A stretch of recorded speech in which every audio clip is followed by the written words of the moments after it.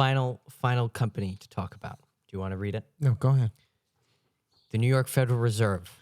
They have 6,331 metric tons of gold. Everyone at home can do the math. That's what, $500 billion in gold in the basement. What did you take away from working with them? And Besides the gold bars. Besides the gold bars. And did you ever get to go see the vault? They showed me the vault. They also gave me $1 million in shredded money, which is one of their gags down there, which they think is hysterical.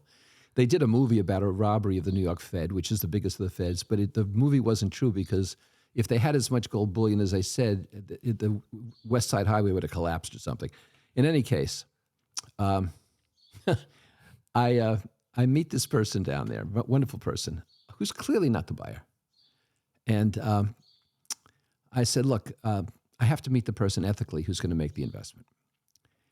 So he said, well, okay, that would be so-and-so. So he brings in a woman, and she's got a wonderful title, and she's a wonderful person.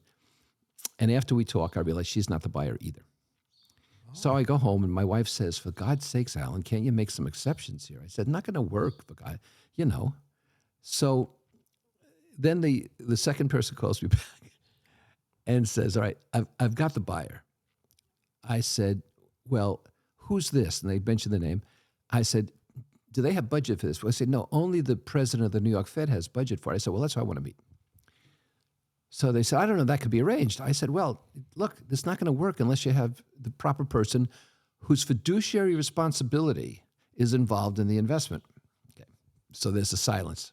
So my wife is meanwhile saying to me, you know, you're going to pay the mortgage with this attitude? She says, so they call back and they get me an appointment with him.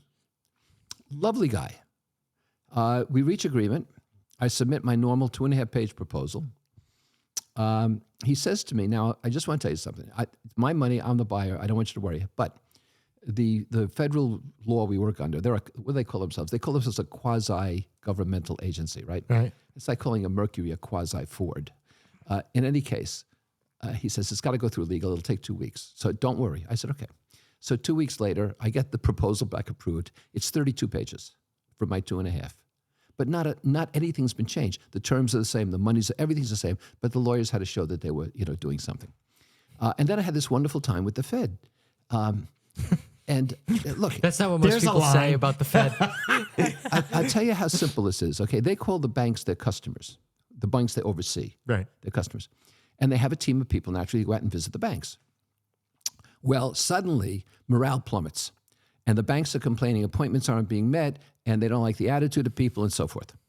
So the Fed can't figure it out. It's the same people. They call me in. I said to them, it's the honest truth. I said, part of problem solving is, when did the problem begin? It's the same diagnostic questions a doctor asks. I said, when does this begin? The complaints begin? They said, our first complaint was 6 weeks ago. I said, okay, so what changed 6 weeks ago? They said, nothing has changed. The same people, same bank, same customers. So I went out and talked to the people. And I said, look, has anything changed in the last 6 weeks? They said, oh, yeah. I said, well, what? They say, you see where we're sitting? Well, they changed to something called hoteling, which means you don't have a private cubicle. You come in, you take whatever's available. If you want to put a picture of your kids, you got to carry it with you and put it up and take it home at night again. Hoteling. This was another big HR breakthrough, right? So I went back and Did you ever hear of this? No. I said to them, give them their cubicles back. How much can it cost you? And you won't have complaints. I said, but what are the complaints costing you? They said, it can't be something as simple as that. I said, I'll tell you what, try it for a couple of weeks. Well, that took care of it. And that's why I charge for value and not time. And people don't mind that it only takes you a few hours or a few days, and as long as you solve their problem, I guess, what do they care? For anybody, that's the issue. I mean, look, I work for Atlantic Electric, which is in southern New Jersey, and they cover all the casinos, right?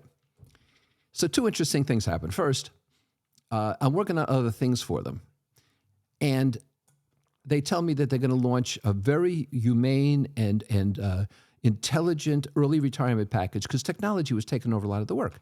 And they said, we're going to place all of our people, don't worry, but here's the early package.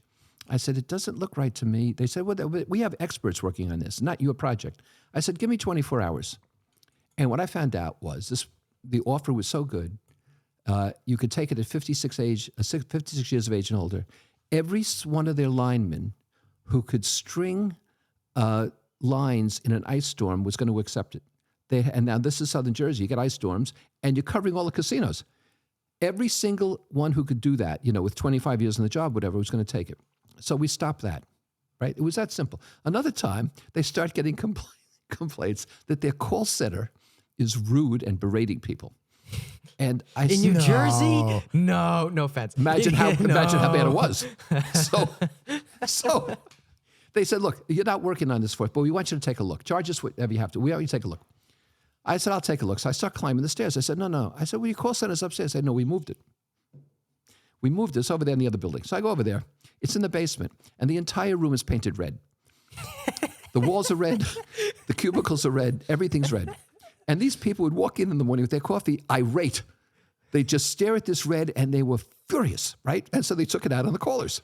So I went back. I said to the executives, I've solved it. They said, you've solved it? I said, yeah, paint the place. They said, we don't find that funny. I said, I'm not being funny. Paint the place. The complaints go away. And that's what they did. Why can't people see those things? They try to make everything too complicated. They wanted to say, a move across the street, and they probably didn't get the same desks, and there's not enough space between the cubicles, and we changed the headphone. They want to make everything too complicated. You just have to look around. And if you look around, you can see what's going on. Or talk to the people directly who are directly involved. Never a bad idea. It all seems so common sense. It is. And it costs millions.